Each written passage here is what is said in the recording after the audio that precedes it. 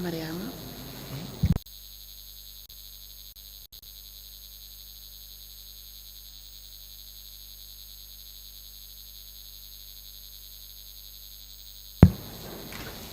I, NJIE, I, NJIE, do swear that I'll speak the truth, the truth, the whole truth, and nothing but the truth. and nothing but the truth. So help me God. So help me God. Thank you.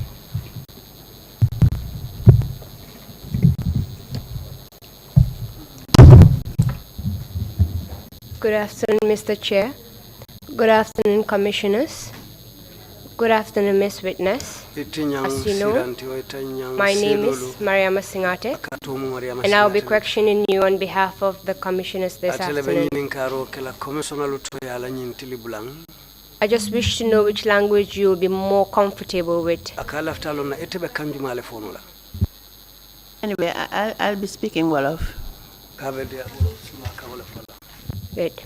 Okay, as you speak in Wolof, there is simultaneous interpretation going on. Yes. So I'll ask that you speak slowly and you also listen to the interpreter because he's going to interpret as you speak so that we'll be able to understand each other as we move on. The issues I would like to discuss with you this afternoon will be your brief background, the events of November 10th and 11th, your personal ordeal, and the impact of the events of November 11 on you and your family.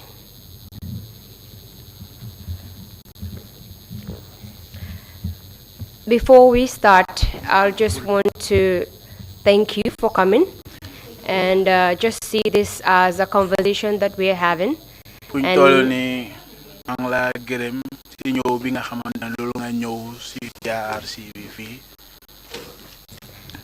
And feel free to let me know if you do not understand my question. So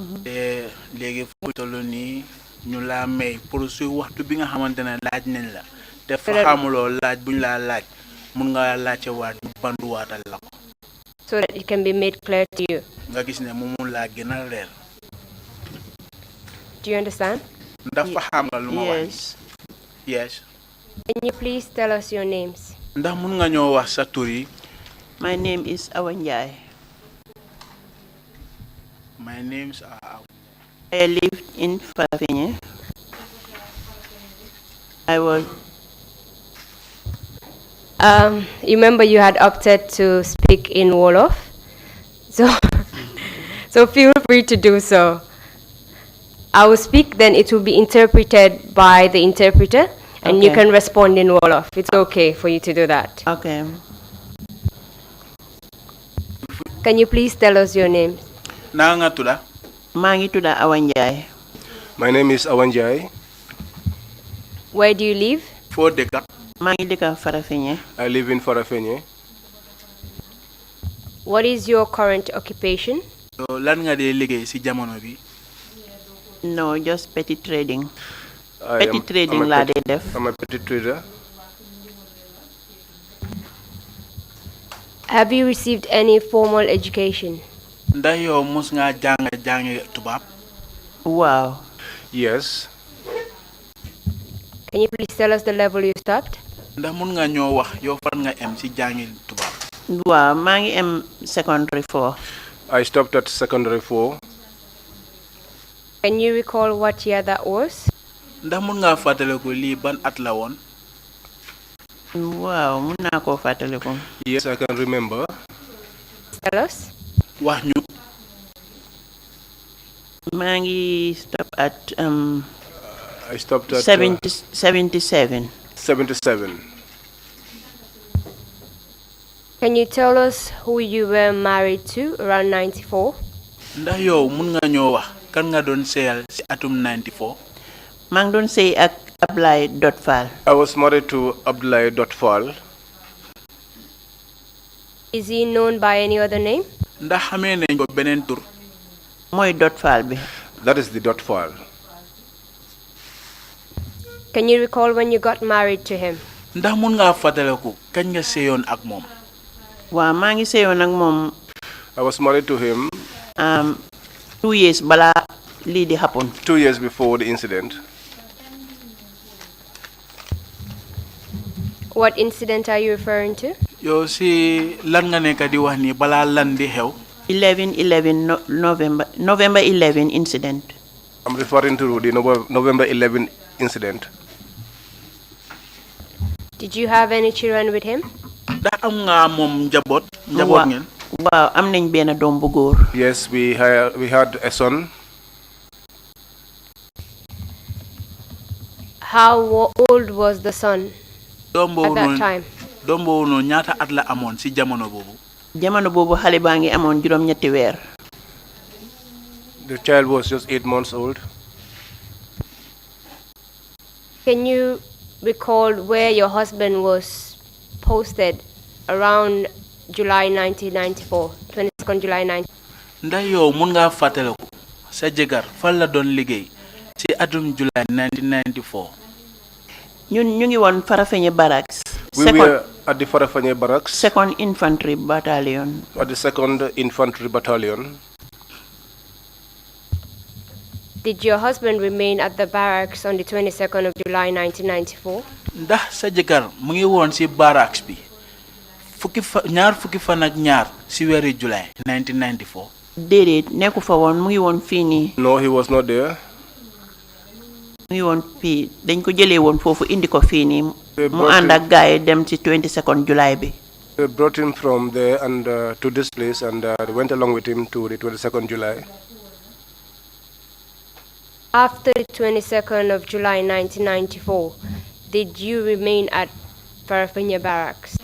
Bu ñaar fukki fan ak ñaar ci weeru July 1994 bu mu amee ba pare bu Daniel Ngul bu amee ba pare ndax dafa desoon ci barracks bi foofu. Déedéet dañu génne woon foofu Farafenni. They removed us from Farafenni. Then indi ñu Bakau Barracks. They brought us to the Bakau Barracks. foofu lañ nekkoon ba lii di xew. That was where we were until the incident happened. Can you recall your husband's rank just around 22nd July 1994? Ndax yow mun ngaa fàttaliku ci jamono 1994 sa jëkkër moom ban maxaama la amoon. balaa July 1994 mu ngi nekk WO2. Before July 1994, he was warrant officer, class 2. Then after July 22nd bi. After the 22nd of July, lieutenant la woon. he became a lieutenant. Am I correct to say that your husband was promoted after 22nd July 1994 from 002 to a lieutenant? nga jaajante ko ndax yow sa jëkkër balaa July 1994 bu mu passé ba pare ci leen yokka maxaama from 002 to lieutenant. waaw bi July 1994 passé ci leen yokka maxaama. Yes, it was after the 22nd of July that he was promoted. Can you tell us what happened after he was promoted? Ndax mun nga ñoo nettali lan moo xewoon bu ñu yokkee maxaamaam bi. bi ñu yokkee maxaamaam tamit moom mooy woon adjutant bi. When he was promoted, he became an adjutant. ci biir Bakau Barracks. Inside the Bakau Barracks. wante. But bi ñu nekkee Bakau Barracks tam. while we were at the Bakau Barracks, man xamoon benn link ak moom ak gaay junta yi. I cannot recall any link he had with members of the junta. Because yàgguñ fa woon lool. Because we were not there. We were there for only a short while. How long did you stay in Bakau Barracks? Si diri apa bi ban apa ngeen nekkoon si barracks bi foofu noonu. Anyway, barracks bi yàgguñ fa de waaye mënuma laa wax ne xëy na benn weer la wala ñaari We weer used waaye to long in the barracks, but I fa. cannot tell you whether it's a month or so. But all I can say is that we were not there for a long time. Can you recall some of the people that were staying in the quarters with you at Bakau Barracks? Yéen fi ngeen dëkkoon ndax mun ngaa fàttaliku yan nit ngeen dëkkaloon foofu noonu. waaw man maag rakkaam yi ñoo fa nekkoon bu góor ak I was there rakkaam bu with jigéen ak suma doom his bi younger brother and sister ak yeneen neighbors Mr. Njie police la woon moom. and other neighbors, Mr. NJIE included, who was a police officer. waaw ak Sira mu ngi GRTS right now and I think Sira, foog naa mu ngi fi. He's at GRTS. I think GRTS right time now he's moom here. fa woon nekk xale bu ndaw. At the time he was there, he was a little young girl. moom ak ñoom papaam ñoo fa nekkoon by then. She was there with her dad at the time. You mentioned that you had your husband's brother with you, living with you. wax nga fii ne sa jëkkër rakam yaa ngi dëkkoon ak moom. Who was responsible for him at that time? ki nga xamante ne moo amee woon biram si waxtu boobu noonu woon. waaw moom moo amee woon responsibility am. Yes, he was responsible for him. Were you working at that time? jamono jooju ndax yaa ngi doon liggéey. déedéet nekkuma woon di liggéey. No, I was not working. housewife laa woon. I was a housewife. Were you involved in any form of business or anything else? ndax jamono boobu noonu yaa ngi doon def jaay ak jënda di business di mooy business. déedéet. No. nekkuma woon di jaay wala may jënda. I wasn't selling. I wasn't into business. ba after bim gaañoo. It was after he died. Can you recall who your husband's friends were at the barracks? ndax mun ngaa fàttaliku sa jëkkër xaritaam yi ñan leen woon si barracks bi. moom xaritam yi. His friends. ñooy woon rek Seet Caam. known as Sajakal. Seet Caam, known as Sajakal. Fafa Ñang. Fafa Ñang. ñooy Matar Diop.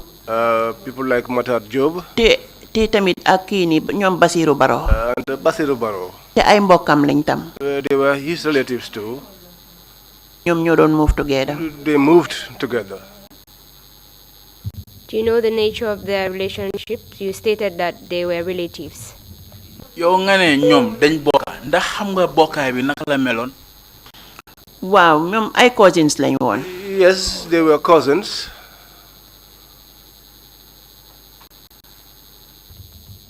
Can you please describe to us your family seats and how you were living in the barracks then at that time? fuñ toll nii dañ bugga nga nettali ñu yéen naka ngeen dëkkee woon si kër soldaar yi foofu mooy barracks bi naka ngeen fa dëkkee woon yéen a seen njaboot. waaw ñun. Yes. in fact fii lañ njëkkee biñ jógee Farafeñ ñu ngi woon Bundung. In fact, we lived in Bundung when we left Farafeñ. waaw waaye amuñ fa 2 months ñu move ñu ci barracks bi. But we didn't stay there up to 2 months, and then we were moved to the barracks. waaye seen relationship was cordial. Their relationship was cordial. rataxoon na daal seen diggante ñoom i neen rataxoon na amutoon benn problème. They had no problems.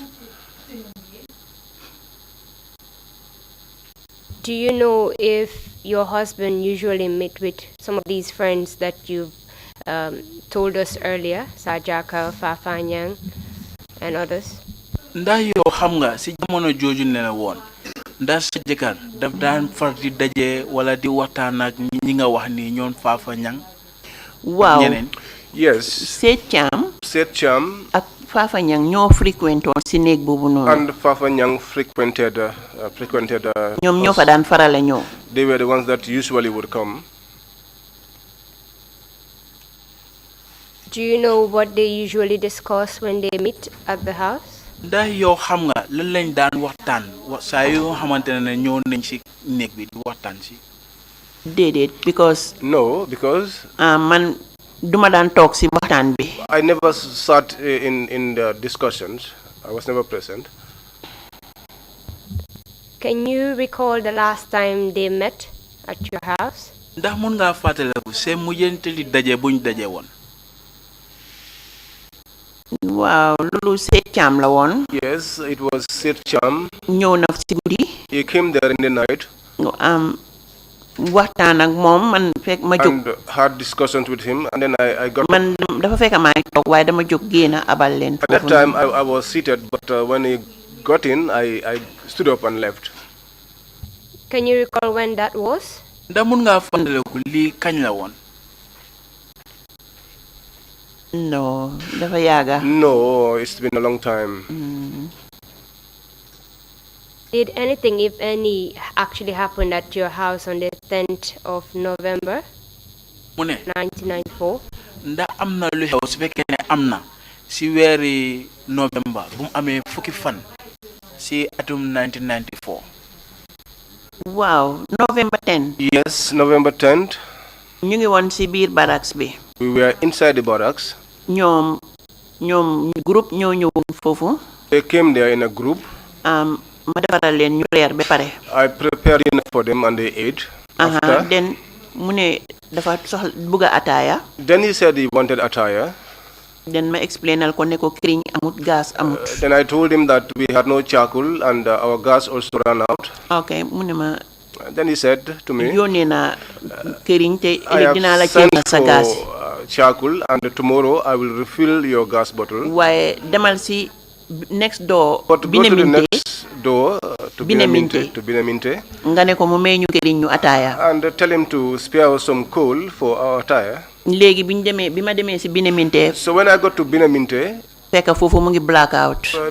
I found that the place was in a blackout. Waaw fekkuma fa kenn. I found nobody there. Ma wëñeeku si waat. I returned back. Ma ne ko kenn nekku fa. I told him that there was nobody in the house. Waaw mu ne ma cegal ma fridge bi lu fa nekk nga génnee ko. And then he asked me to check inside the fridge and bring to him whatever was there. Waaw bi ma indee li fa nekk muy drinks yi. When I brought what was in there, which was drinks, téye na ko nii mu ne ma waaye ataaya moo ma gënaloon. he held it in his hand, but he said to me, no, I wish I had attire. Waaw mu jox ko gaay ñu naan. Then he gave to his colleagues to drink. Waaw. Then bi mu paree man ma bàyyi leen fa si biti. After that, I left them and I went out. Déedéet ma dugga si biir néeg bi. I went inside the house. Then man ma dem tëddi. Then I went to bed. ñu ngi fa. They were there. Ba si yàgga gaay yi ànda dem. Up to a while, then they went out together. Later mu dellusiwaat si néeg bi. He came back to the room later. Fekk ñu ngeen nelaw. And that time we were already asleep. Léegi mu ñëw. Then he came. Fekk xale baa ngeen nelaw mu ekkati ko. And then they found the child sleeping, but he picked up the child. 8-month baby bi. The 8-month baby. Waaw léegi bi mu ko ekkatee ma ne ko di nga ko ee. After he picked up the child, I said to him, you will wake her up. Waaw mu ne mu téye ko. He held the child. Waaye daf ko tafoon si dinaam bi. Then he put the child against his chest. téye na ko nag for a while tax di ko xool di ko taf si dinaam bi di ko xool. His waist, looking at this child. Ndekete boobu noonu. Behold, at that time.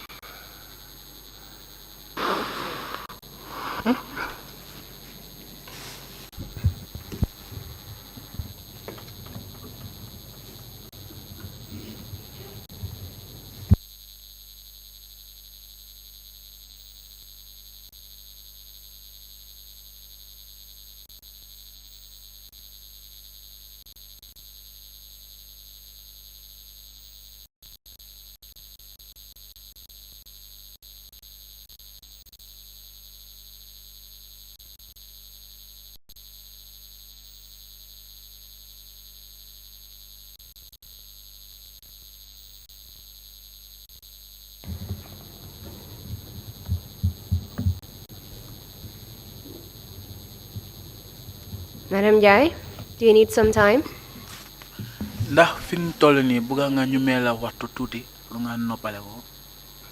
Ndekete time boobu noonu. Behold, at that time. Goodbye hug la ko doon def noonu. That was a goodbye hug he was giving to the daughter. He was announcing his departure. mu ko tëralee si kaw lal bi. When he laid the child back on the bed. Foofu la taxaw di ñu xool. That was where he stood looking at us. waaye man mënuma notice dara. But I couldn't notice anything. So ci la génn dem. Then he left. biñ demee boobu laa ko gëj a gis. When he left, that was the last time I saw him.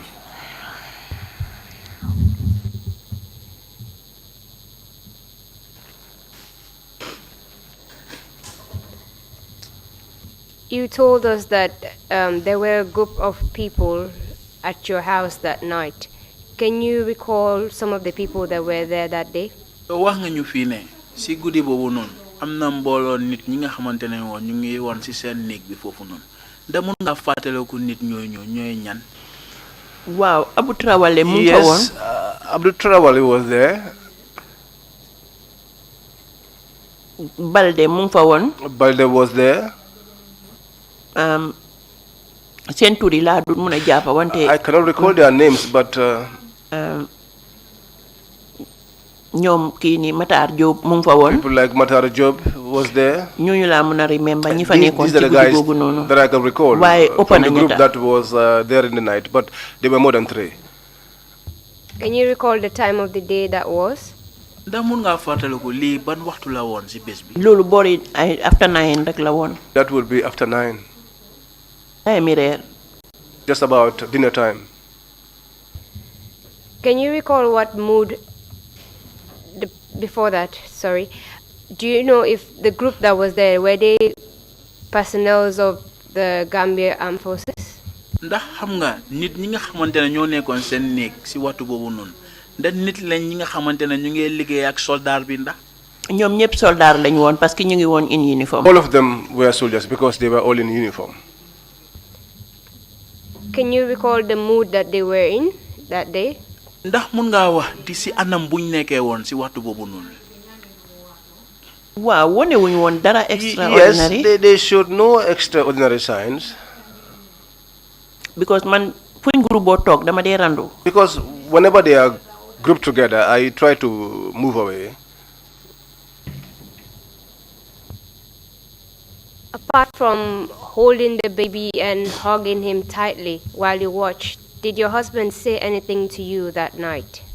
bu joge ko waxtu bi nga xamantene mu téye xalé bi tek ko ci dinam bi bu joge ko ci lolu ndax amna lum la wax wat Dedet waxuma dara daf ma ne ma ngay dem ñu ci fil bi. No, he told me nothing. He only said that we are going. Mu ne gaay ñu ci fil bi lañ stay. Ñu ngay dem ci fil bi. He said they were going to the field. That was where they were. Can you recall the time of the day? ndax mun nga fatale ko li ban waxtu la won ci bes bi Lolu it was around after 12 to 1. That would be around after 12 to 1. What happened afterwards? lan mo xew bu fa lolu joge ko Bi lolu passé man After that, ay gunshots rek la doon dégg. I heard gunshots. How did you know that it was gunshots? Where were you then? yow naka nga xamé né li nga doon dégga nonu dañ doon soxi ay bal naka nga ko xamé Dama ko dégg ma ngi tëdd ci néeg bi. I heard it. I was Waaye maa ngi lying in dégg my house. maa ngi dégg fetel li ci biti. But I was able to hear the guns from outside. Waaye dañ ñu waxoon ne But they told us that anywhere fo mëna nekk. wherever you were, So déggee xee wala bali fetel when you hear a fight or the sound of gunfire, nga tëdd ci suuf. you lie on the ground. So dañ wàcce woon mat lay So we brought down our tëddal sponges ñu tëdd ci suuf and then we lay on the ground ba ci suba. till the morning. Around time fajar Just around about dawn, am na ñu ñëw fëgg suma bunta bi. some people came and knocked on my door. Den ñu ne ma dañoo laajte caabi amori bi. Then they told me that they were asking for the keys to the armory. Waaye man dama leen ni gisuma caabi amori. But I told them that I did not see the key to the armory. Xawma woon sax ne mu ngi amee caabi I amori. did not even know that he had the keys to the armory. So ñoom ñu dem waaye nag xawma ñan la Then because they left, but I don't know who they were ubbiwuma bunta bi because I did not open the door te yurunduwuma leen and I tam. did not peep through. At that time, you hearing gunshots and some people coming to knock on your door asking if you had the key to the armory. How did you feel at that time? What were the emotions that were running through your mind? si waxtu bi nga xamantene yaa ngi doon dégg ay soxi bal si jawon te gaay itam ñu ñëw ñu la laaj caabi bi nga xamantene foofu lañ dee denca gaana yi ñu la doon laaj caabi boobu noonu mu ne yow si waxtu boobu noonu si ban anam nga nekkoon loolu yëgoon sa yaram si waxtu boobu. Waaw time boobu suma xel ñaaw na trop. At that time I was very suspicious. Because su fekkee ne caabi ji moom moo ko yore. Because if at all he was the one in possession of the key. Ba pare te moom nekkul si néeg bi. And given that he was not in the house. mu ngi si biti ñu ñëw di ma laaj He was caabu outside. amari si fajar boobu And then they noonu. will come so early in the morning asking me to the key. Boobu nag suma xel ñaaw For na. the key, then it made me suspicious. Suma xel ñaawoon na trop. I was very, Ba very pare xamatuma suspicious. woon si lan laa nekk. And I could not understand myself. I was somewhat confused. So what did you do afterwards? lan nga def bu fa loolu jógee. Léegi bi bor setee bem climate bi leer At daybreak, when it was bright, man dama génn di dox. I got out and walked about. Why not knowing ne maa ngi def tànki neen. I was not even aware that I was walking barefoot. Why si biir barracks bi. But inside the barracks. Ay tojiti weer. There were some broken glasses. ñu ngi tasaaroo woon all over. They were all scattered around. Man may doon dox barefooted. And I was walking barefooted. Then maa ngi doon dem towards the medic. I was moving towards the medics. Waaye guddi googu noonu November 10th. But in the night of November 10th, ñi nga xam ne suma néeg lañ reeree woon. those that had dinner in my room. ku ma si xàmmee su ma dajeeg yow pour wax ak yow danga ma dee jox gannaaw dem. Wherever I meet, each time I want to confront them, talk to them, they always walk away from me. Then ma move on to the medic. Then I moved on to the medics. Bi ma àggee ma laaj Matar Diop. When I reached there, I asked for Matar Diop. Because moom foofu la nekkoon. Because that was where he was. waaye daf ma yuuxu ne ma génnal fii. But he shouted at me and told me to get out. génnal fii. Get out of this place. Then mu dugal loxoom si poosam. Then he put his hand inside his pocket. génnee xam naa loolu la fa tombee. He took something out. I suppose muy that was what he got from his pocket. waaw xaw ma woon nag lan la miin si loolu génnee ko rek teg ko suma loxo bi ne ma génnal fii demal. But I did not understand what he meant by putting that money into my palm and telling me to get out of this place as fast as I could. ma ne ko ana Dot Fall. Then I asked about Dot Fall. mu ne ma dañ ko capture mu ngi mile 2. Then he told me that he was captured and he's at mile 2. ana Fafa Ñang. Where is Fafa Ñang? mu ne ma Fafa Ñang dañ ko rey. He told me Fafa Ñang was killed. ma ne ko nag loolu moom mënut a dal suma xel mi parce que fu ñu reyee Fafa Ñang Dot Fall du fa dunda. Then I said to him, then this is not something that can calm me down, because I know that where Fafa Ñang is killed, there was no way that Dot Fall could survive. So ma jógee foofu noonu. So I left that place. di delluwaat suma néeg. I was returning back to my room. ma seen benn soldat di daw di ñëw towards me. And I saw from a distance a soldier running towards me. mu ne ma si bunta bi fële. Then he said to me, down there at the door. benn góor mu fa. There is one man there. da ngeen xala nuroo face. You look alike. mu ngi laa laajte. He's asking for you. ma dem si bunta bi. I went to the door. fekk fa suma mag bu ma bokkal benn baay. Then I found my brother, whom we share the same father. mu ne ma yow laa jël si. He said to me, I have come to pick you up. ma ne ko déedéet man duma mën a dem fekk gisuma suma jëkkër. I said, no, I cannot go with you until I see my husband. léegi ma ne soldaar yi nekkoon on guard. And I said to the soldiers who were on guard, bàyyi leen ko ma ànd ak moom si néeg bi. allow him so that I can walk with him to my room. léegi ñu ànd dem si néeg bi. So we walked to my room. mu ne ma dangaa génn fii nii right now. And he nañ said dem to me, you have to leave this place right now. Let's go. léegi moom. moom suma mag. So him, my brother. waaw moom goroom magi jabaram. His in-law. moo nekk the elder of his wife. moo nekk just behind the fence of the army camp. Lived just behind the fence of the army camp. moo ko call ne ko sa sister bi nekk si biir barracks bi He called jëkkëram rey nañ him and said to him, your sister that lived in the camp, her husband has been killed. den mu ñëw jël si ma. That was why he came to pick me up. kooku mooy Lamine Ndiaye. He was Lamine Ndiaye. léegi bi ma jël see. So when he picked me up, benn wëlis lañ jël rek def a few things. we just took one suitcase and packed in there everything. no few things rek lañ fa def. Just a few things. den ñu dem ak loolu. And we left with that. bagage yi fa des ñu bay ko fa. All the other materials we leave in the house. because by then xamuñu woon lana xew man xaw ma woon lana xew moom xam na waaye man xaw Because at the time I did not know what was happening. He knew what was going on, but I did not know what was going on. so ñu dem këram. So we went to his house. That is November 11. And this was in November 11. waa November 12. November 12. Fat Sow ñëw suma kër di jooy. Fat Sow came to my house crying. lu nekk mu ko def langaamu ma ñuy He jooyoo was ak doing everything, clinging on me, crying. waaye by then. But by then, Fat Sow xamutoon ne jëkkëram dafa dee. Fat Sow did not know that her husband too died. man maa ko wax ne ko Fafa dañ ko rey. I was the one who told her that Fafa was killed. because man tam dañ ma ko wax. Because I was also told.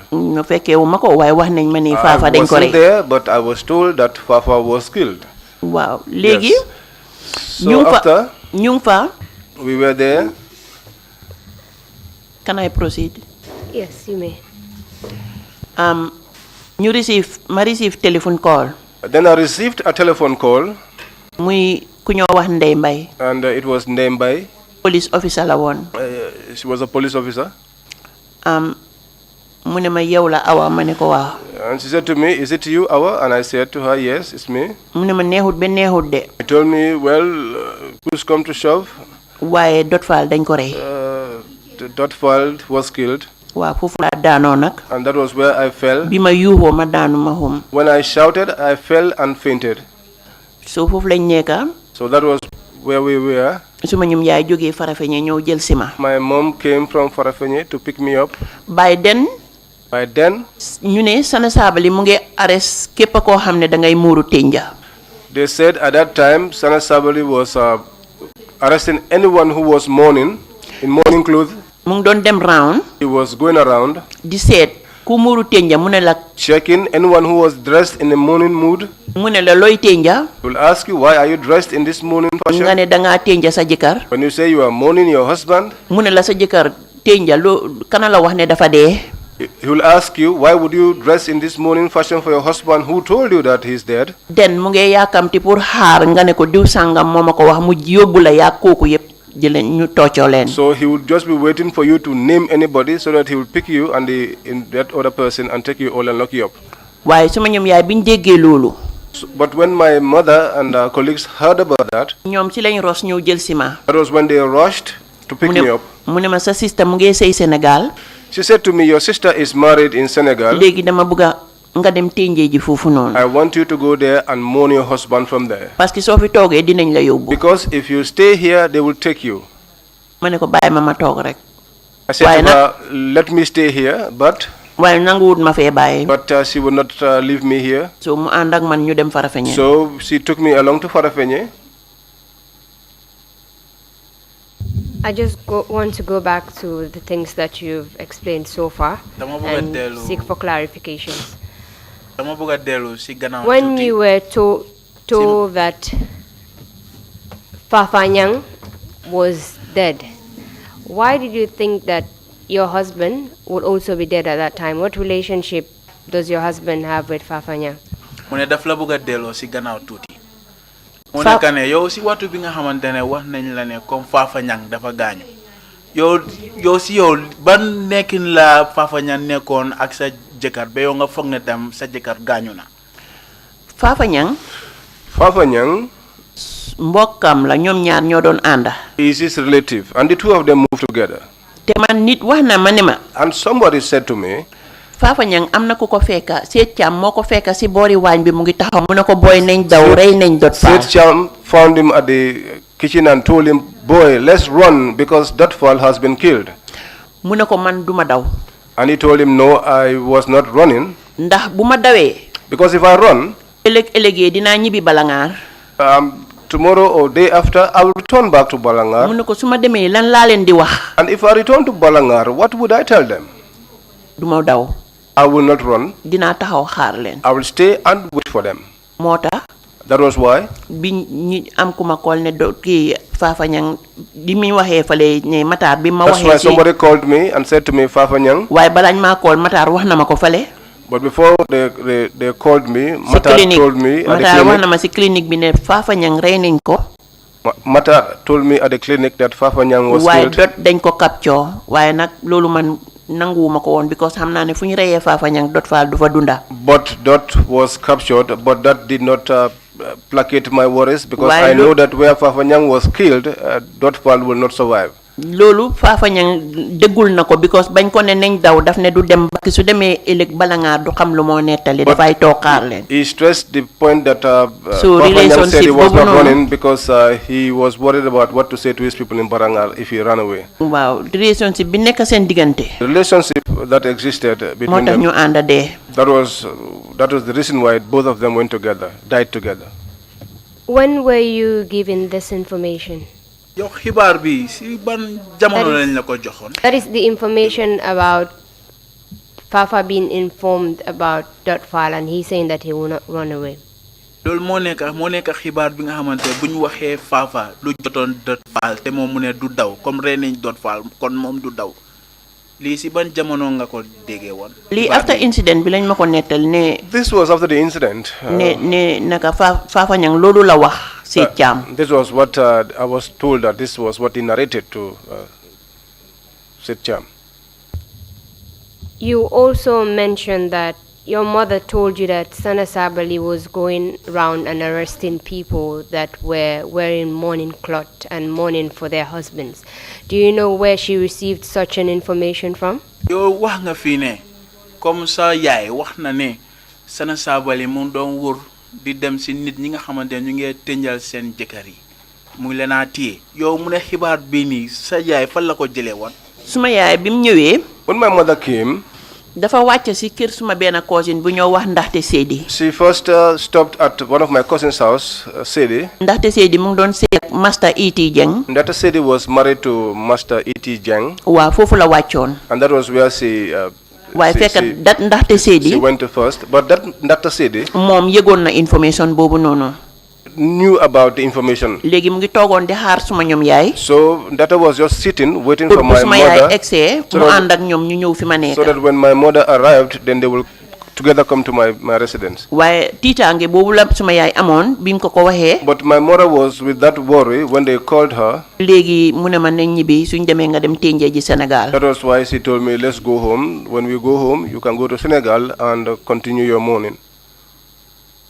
For the records, can you please tell us who Fatou Sow is? pro ñun fii nii suñu records bi dañ bëgg nga wax ñu kan mooy Fatou Sow. Fatou Sow mooy jabari Fafa Ñang. Fatou Sow is the wife of Fafa Ñang. di nit ku baax nag. Very good person. di nit ku déggu. Very trustworthy person. ndax gisoon naa ko naka la mel ak suma jëkkër. Because I saw how she was like with my husband. waaw gis naa ne they were so close te xaritam la woon. ku ko bëggoon la. They were very close. They are friends. Someone that liked him. waaw moom ñoom ñaar niñ meloon tax na man dama ñëw fekkaleen ci loolu man tam ma bokk ak ñoom loolu ba léegi loolooy dox. When I came, I found them in that situation, and I also joined them in that good relationship up to now. ba léegi loolooy dox. And up to now, that's the relationship that exists. What happened when you told her news of her husband? lan moo xew bi nga ko joxee xibaar ci lu dem ci wàllum jëkkëram. waaw bi ma ko waxee nag. When I told her, daf ma ne ma non loolu happenut. she said to me, no, that did waaye not xaaral ma happen. dellu fële. But let me return. léegi si la wuñeeku dellu. And then she returned. waaye bi mu àggee nag xam naa si lañ ko leeralal. I believe when she arrived, that was when they made things clear to her. You also mentioned that your mother was trying to persuade you to go back to Farafenni. Did you eventually go to Farafenni? nettali nga fii tamit ne comme ça yaay mu la doon toppa pour nga dellu Farafenni ndax mujjee ngaa dellu Farafenni. waaw mujjee woon naa dellu Farafenni. Yes, I eventually returned to dama ànd ak moom. I went with her. ak ñim àndal. And the people that she came ñu with. wuñeeku dellu Farafenni ma dem returned ténjee back ji to foofu noonu. Farafenni. That was where I mourned from. den bi ñu àggee Farafenni. When we reached Farafenni, ñu ne Matar Diop lañ doon kootal. they said that they were taking Matar Diop to court. ma toog benn guddi. I sat down one night. gis juróom benni soldaar. I saw 6 soldiers. ñu ne man lañ arrêté. They said they came to arrest me. ñu ma ne leen egsi leen. I told them to come in. ñu ñëw toog ci salle bi. They came and sat inside the sitting room. mu ne ma there was a am na benn box bu nekkoon sa néeg. They said to me that there was one box inside my room. box boobu noonu dañ bëgg a xam lan moo fa nekkoon. And that they wanted to know what was inside that box. ma ne ko xaw ma ko. I said that I am not aware. then am na one of the 6. And one of the 6 ku tëb mu taxaw. jumped up and stood ne ma si soose. and said to me in Mandinka, ni man diamu mbe siti la ngay samba chairman ya. if you don't speak up, I will tie you up and take you to the chairman. ma ne ko no, that's not true. I said to him, no, that's not true. because man defuma woon dara. Because I have done nothing. te jabar rek laa woon. And I was just a mere wife. xaw ma si dara suma yoon nekku si. I do not know anything. I have no issues to deal with. mu ne ma xam nga ko because loolu sa biir néeg la nekka. He said to me, you know it because that is inside of your room. waaye li gënoon a métti mooy But the most, the hardest thing was, moom dafa bañoon a toog sax in fact jóg he refused to sit down. génnee fetelam In fact, he stood up and took out his gun. di démonstrer ci biir néeg bi He was demonstrating inside the room. ne ma soo waxut And he said to me, if you don't speak up, dinañ la rey we will kill you. ma ne ko waaw I said to him, yes. ma ne ko waaw parce que ñun ñaar ñoo fi des I said yes because it's only the two of us here. jabaram ak doomam His wife and his child. léegi rey ngeen ko moom Since you've killed him now, man maag doom jee fi des jekkali leen ñu it's me and the son that are left, and just complete us. waaye loolu during the transition la woon But that was during the transition. waaye xam naa ne bi transition bi passé But I know that after the transition, loolu su ma ko tontu woon kooku daf ma doon rey if I had responded to him in that fashion, he would have killed me. léegi ñu ngi si biir néeg bi So we were inside the room. lu ñu wax ma ne xaw ma si dara Whatever they asked, I said that I do not know anything about it. parce que by then man tamit mer naa Because at that time, I was angry. because man xam naa ne liñ Because ma at laaj that xaw ma time, ko I know that what they were asking me, I do not know anything about it. léegi So now, mu ne ma he said to me, léegi dañoo dem si army camp bi we are going to the army camp. ñeneen ñim toogaloon Those that he was sitting down with ne ko déedéet nañ ko bàyyi ba said to ëllëg ci him, suba no, let's leave it until tomorrow morning. waaye balaa loolu But before then, fekk man suma xol bi tàng na I was very angry. ma génn ma jóg I dem got up. ubbi suma bunti saal bi Opened the door to my sitting room, ma ne leen génn leen and I told them, get out. ñaari option rek ngeen am You have only two options. ngeen yóbbul ma chairman You take me to the chairman, wala ngeen bàyyi ma fi or you leave me here, wala ngeen jëla si biti or you get out. fii du army camp This is not the army ki camp. génne woon fetel bi ne man laa threaten The one that took out the gun, threatening me, moromam yi wax nañ ko ne ko warutoon a def loolu his colleagues told him that he shouldn't have done that. because foofu noonu du army camp këri Because jàmbur la that was not the army camp, that was a private house. loolu lañ ko tontu woon That was what they told him. waaye nag moom moo doon say di ma threaten di But def he was nekka the one insisting, threatening me, ma wan ko carrément ni ko man and I'm not afraid showed him clearly that I was not afraid. du uniforme bi It's not the uniform. wax naa ko ne ko bal yi naka fetel bi nga tiitaroo I told him even the gun that you are moo bragging daan with, nekk si suma ron ngegenaay bi that used to be under my pillow. ay AK-47 AK-47. di ko armol yi lañ ko daan aj We put that on so top of man li nga the def nii cupboard. li nga def nii faalewuma So ko whatever you are doing here, I'm not bothered. moo tax li ma la wax rek So that's why what I su told you. fekkoon ne loolu during passé naka bi transition bi passé laa ko defoon If dañ ma this doon rey was after the transition, they would have killed me.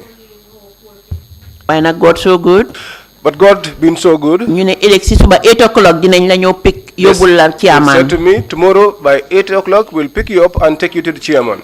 bi loolu happenee After that happened, ñoom ñu dem si army camp bi they went to the army camp. den suma yaay ne ma doo fi fanaan Then my mother told me, you will not spend the night here. mu ne ma ñii dañ miin li ñu wax She told me these people really mean what they say. ëllëg si suba xama dinañ ñëw jël si la te Tomorrow morning, they are coming to pick you up. And before that, balaa loolu ñun nañ paakop let's pack up. yow ma yóbbu la poste kër ayib I'll take you to Pastor Kir Ayib. nga jël first car bi nga dem Dakar You pick the first car and head on to Dakar. noonu rek suma mag bu ma bokkal benn baay As we were speaking, my brother, whom we joined the same father, fekk dafa demoon liggéeyi he was out working. doomam mu ngi fi nii sax presently His son is here presently. waaw moom mu dem liggéey wàcca lan moo xew When he closed work, he inquired what happened. ñu ne ko awa lañ jël si They told him that they came to pick up AWA. mu ne ana ñu He asked about them, ñu ne ko dellu nañ ci camp and bi he was told that they had gone back to the camp. kañ la ñoo del si And he asked, when will they return? ñu ne ëllëg si suba la ñoo del si pour yóbbu awa And they told him they are coming back tomorrow morning to take AWA. waaye daf leen ne ëllëg duma liggéeyi But he told them that tomorrow he wasn't working. moom itam mu toog ñun ñëpp ñu toog di wax So he too sat, and all of us sat. bi mu egsee When he arrived, daf ne suma yaay du dem fenn he told my mother she was not going anywhere. nañ toog fii xaar leen Let us sit here and wait for them. waaye bañ toogee xaar leen it ñëwuñ But when we sat, waited for them, and they did not show up, te ëllëg sa ñëwuñ the next morning they did not come, that was it and that was it. How long was this since the time you left Bakau Barracks to go to Farafenni? How long was it before this incident happened? Li ban apala won di waxtu bi nga xamantene because bo tenjana be am ay bori 2 months. At that time I was in mourning until almost 2 months. Who is this Matar Job that you're talking about? Kan moy Matar Job bi ngay wax ni? Matar Job tamit soldat la won. Matar Job was a soldier. Why mom tamit he was a victim la won ci 11/11. But he too was a victim during the 11/11. Be pare mbokam la tamit wa Balangar la. Secondly, he was a relative. He too is from Balangar. What relationship did he have with you or your husband at that time? Si jamono Before the incident. Si jamono joju no mom ban bokka yalla amone ak sa jëkkër wala yow si ñom ñep ay cousins lañ. They were all cousins. Te ñoo dëkkoon benn kër. And they lived together in the same house. Be biñ tasaaroyee Bundung. Until they separated in Bundung. ñëw Bakau Barracks. And came to Bakau Barracks. ñun ñu am suñ néegi boppa. Then we had our own Matar tamit ci la am néegi boppam. That was where Matar too had his waaye biñ dëkkee Bundung ñun ñëpp a dëkkoon benn néeg. But when we were in Bundung, we lived in the same place.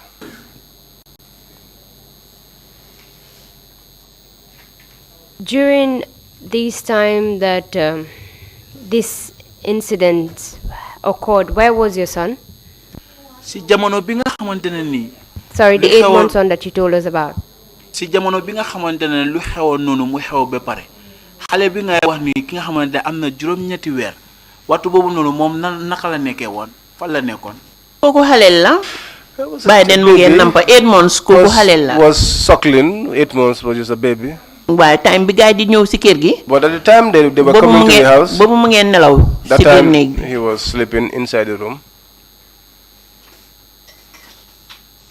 Why were you defiant when they came to the house? Why is that you were defiant when they came to the house? Yo lutax nga taxaway bi nga jëlon mu dëgëron trop ci waxtu bi nga xamantene ñi bu ñëwé won ci kër bi. Bobu man gisuma won dara lu dul dee parce que man dama At that fogoon time I did not see anything except dying. man dama fogoon ne xam nga ñoom ni ñëwee noonu rey ma moo leen tax a jóg. I was thinking that their only mission was to kill me. So man faaleetuma woon dara. So I did not care about anything else at the time. Were all of them armed when they came to the house? Ndax ñoom yëpp bu ñëwé won ñu ngi yoré won ay gaanaay. ñoom ñëpp a ngi amee woon fetel. All of them had guns. waaye kenn génnewutoon basam except ki ma la wax But nii. none should remove their guns except the one that I just spoke to you about. Can you recall the name of the person that did this, that removed his own weapon and was acting rough with you? Ndax yow xam nga ki nga xamantene mo génnoon gaanaayam bi di la tiital ndax xam nga kooku noonu. déedéet xaw ma ko No, moom. I don't know him. Can you recall the names of any of the people that came to your house on that particular day? Ndax fàttaliku nga si ñu ñëwoon sa kër ndax fàttaliku nga kenn si ñoom seen tur. waaw alkali George Cissé mu ngi fa woon. Yes, Alkali George Cissé was there. Wuri mu ngi fa woon Wuri Diallo. Wuri Diallo was there. waaye ñeneen ñi si des xaw ma leen. But I do not know the rest. These people that you mentioned, did you know them previously? Tur yi nga xamantene loolu nga wax fii nit ñi nga xamantene ñooñu ngay wax fii nii ndax xamoo nga leen balaa lii. waaw alkali George Cissé. Yes, Alkali George Cissé. seet la ci ndaxte seedi bi ma fi wax léegi. li may wax rek mooy. He's a grandson of Biden. at the time. Yaya Jammeh daf dee jaxase ay mbokka. Yaya Jammeh used to knock heads of relatives. parce que fu mu xam ne fii lii sa mbokka la. Because if he knows that ñoom personally xam nañ ne man dama bokk ak George Cissé. they knew personally that I was a relative to George Cissé. ñu boole ko ci délégation bi. And so they put him in the delegation. boobu ñëw. The delegation that came. Wuri. rakki Muminatu Camara la jabari. is the brother to auditor general. Muminatu Camara, who is the auditor general. te bàjjeni suma first doom la. And is the aunt to my xam nga jaxasoo ñëw na foofu. born. So you see, families have been mixed up. ku demut ak sa So if you do not take your time, di nga jaxasoo because da nga ne kii suma ennemi la fekk déedéet. you'll be confused and begin to tag people as your enemies. waaw waaye that alkali. And that alkali, mu ngi si army bi ba léegi. he is still in the army. waaye wuuri moom bàyyi na. But Wuri has left. Apart from you receiving news of your husband from Matar and Ndai, did you make any inquiries with respect to your husband? And what happened to him?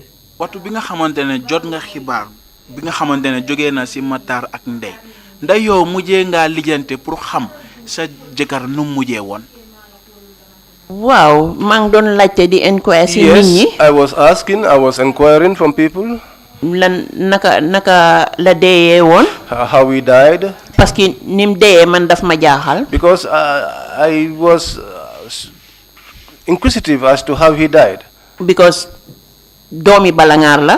Because he's a son of Balangar. Te liñ wax ci ñoom bu dee mu ngi fa. And if what they do say about them is what was in him. Man xam naa ne bal ak paaka du ko dugga. I know that a bullet and a knife would not penetrate him. Waaye naka lañ ko reyee. But how they killed him moom moo ma jaaxaloon. was what was worrying me. Did you subsequently hear about how he was killed or what happened to him? Ndax si mujjentel bi mujjé nga dégga wala mujjé nga xam si anam bi nga xamante nu lañ ko reyee woon wala num deeyee woon. Waaw ci li ma dégga mooy. Yes, according to what I heard. Biñ ko reyee deeyut. When they killed him, he did not die. Dañ ko boole si mass grave. So he was buried alive. Buried in a mass grave, and he was buried alive. Noonu laa ko déggee. That was how I heard. Waaye ma ko déggee tam. But when I heard that, métti woon na si man trop. It was difficult for me, very hard. But parce que nit kuy dunda. Because someone that is still alive.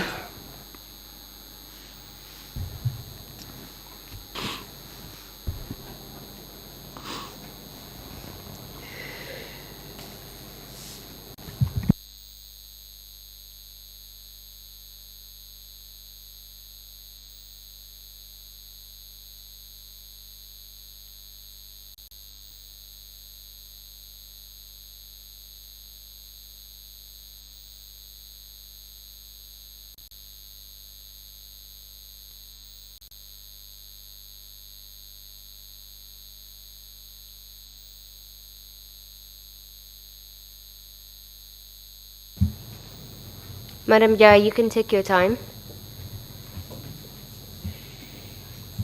Mr. Chairman, I believe the witness needs some time to put herself together. Shall we suspend them for 5-10 minutes?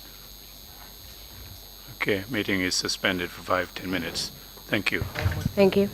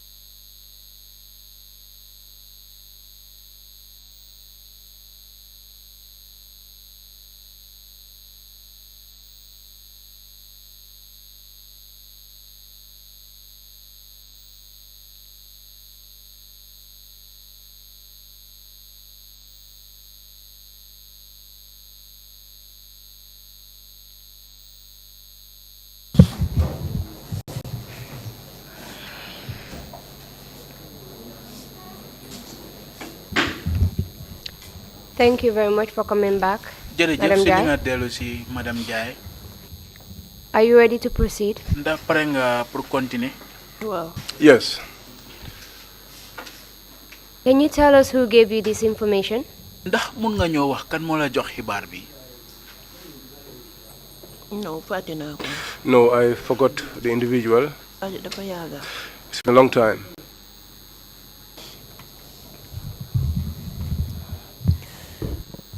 At the time of your husband's death, you told us that you were not working and that you had an 8-month-old son with you.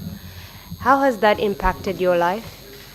yow si bi nga doon wax fii nettali nga ne comme yow sa jëkkër bu mu doon gaañu yow nekkuloo woon di liggéey te mu la bàyyee woon xale bu ndaw bi nga xam ne am na juróom-ñetti weer mu ne depuis waxtu boobaa ba léegi sa dundin naka la mel. Suma dundin metti woon na lool. My survival was, my life was hard.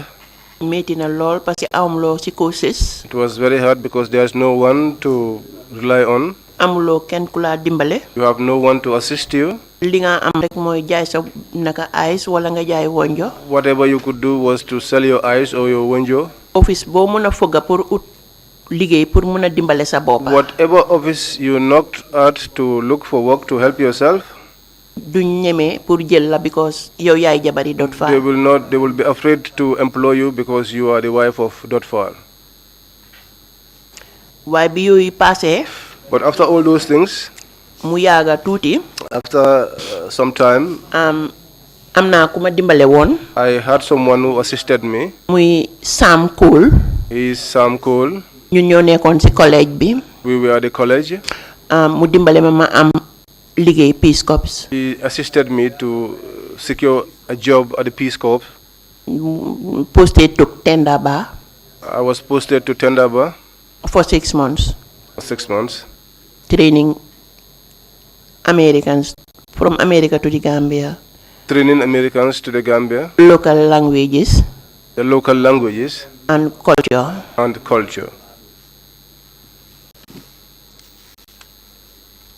How about your son? At the time of his father's death, he was only 8 months old. Has this affected his life in any way? ndax sa doom bi tamit nag sa doom bu góor bi ki nga xamante ne waxtu bi nga xamante ne papaam mu doon gaañu papaam waxtu bu mu doon faatu moom fekk na juróom-ñetti weer la amoon so moom dundinam naka la nekkee woon.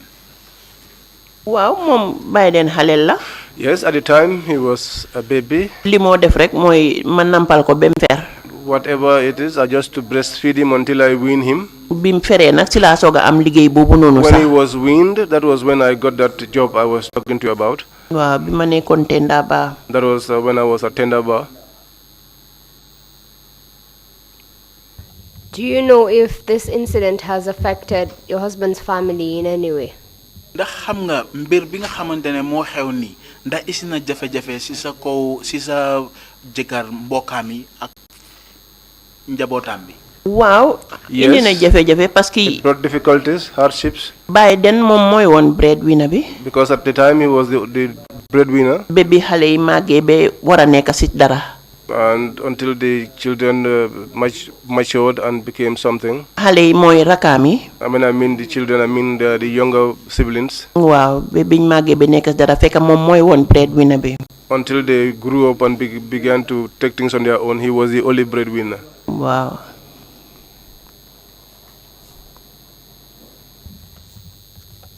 How about emotionally? How has this been for you?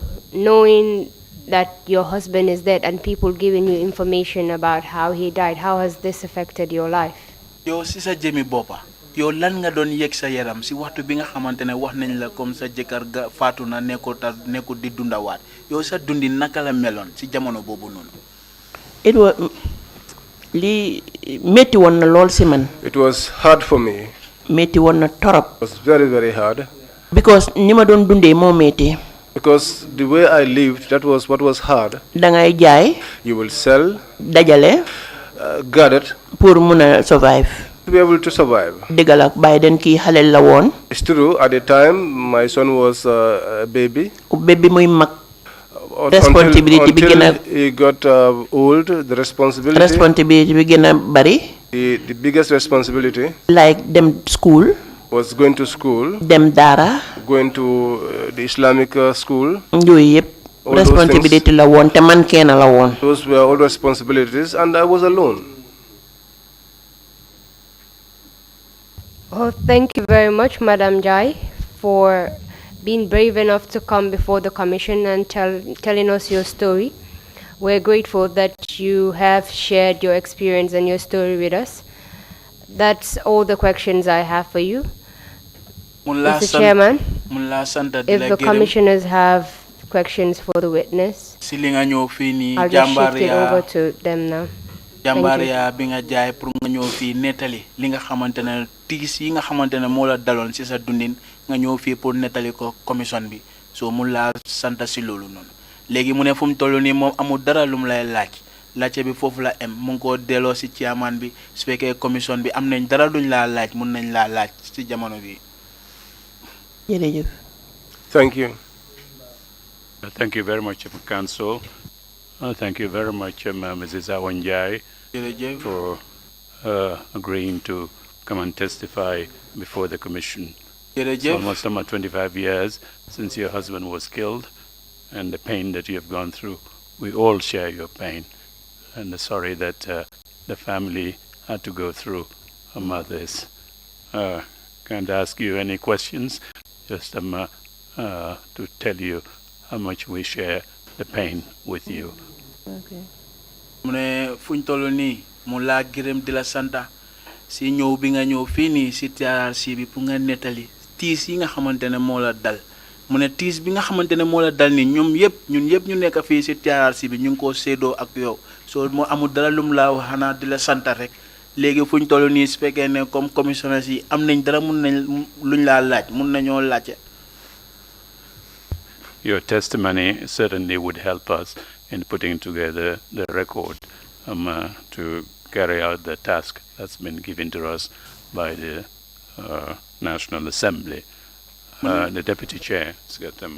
Mune kaddu yi nga xamantene loolu nga garal fi dina nekk kaddu yi nga xamantene dina leen dimbale pour ñom tam ñu mëna dogal ci li nga xamantene néegi député ñoo leen ko santa pour ñu def liggéey bobu.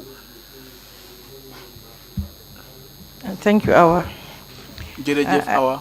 What I want to know is, where is your son now and what is he doing? Deputy Chair ki mo topa ci chairman bi mu ne lum la laaj moy mu ne naka la sa dom bi def ak naka la mel légui. Suma dom bi mu ngi fi. My son is here. Légui ni mu ngi fi ni right now. He is inside his house right now. Waaye nekku di def dara. But he's not doing anything. Because failon nañ ko pour mu dem inside training. Because we had paid for him to go to inside training. Waaye mënuñ ko jekkale. But we could not complete the fees. So mu ngi toog def nekku ci dara. So he's now home and he's not into anything. Electrical installation la doon def inside training. He was studying electrical installation at the inside training. But right now nekku di def dara. But at this point in time he's not doing anything. At that point in time you had two wards. Your husband's son and brother and your husband's sister. Who took responsibility for them after his death? Mune ñaari mbir nga wa fini. Mo nekk sa jëkkër rakam yu góor yi ak rakam yu jigéen yi ak doomam bi. Mune léegi bu sa jëkkër bu mu nekkutee fii léegi kan moo amee woon ñooñu seen bir. Waaw rakam bu góor bi. His younger brother. Moom dafa demoon dëkk ci benn mbokkam. He went and lived with one of his relatives. Mooy kii. He is Serigne Nyang. Si moom la demoon nekk kooku ko. He went and lived with him. Kooku ko dimbale mu jeekal schoolam. And he assisted him to complete his schooling. Waaye ku jigéen ki. But as for the sister. Man maa ko amee woon. I had her. Be ni ko yàlla mayee jëkkër. Until by the grace of God she got married. Thank you, Awa. Jërëjëf Awa. Thank you very much. If there are no further points to raise, we will take. Does she want to say something? Chairman, the witness wishes to give a final statement. Oh, yes, indeed. Please, Mrs. Njai, if you have any final remarks to make, please go ahead and do so. bu fekkee ne yow Mrs Njie bu fekkee ne am nga ay kàddu yi nga xam nga bëgg nga koo gaaral fii pour mu mun a dimbale commission bi ci seen liggéey bi mun nga koo wax. li ma wax rek mooy ci suma mbiri jëkkër. What I'm going to say is about my husband. ndax jàmbaar la woon. Because he was a brave man. ñeme woon na liggéey. He was a hard worker. te ku amoon jom la. He was very purposeful. bugga familleem. He loved his family. surtout man mi woon jabaram. Especially me, his wife. waaw manqué wu ma woon dara. I never lacked. bébim gaañoo. Until he died. ma sonna lool nag ndax na ma yàqee woon. That was when life became very hard for me.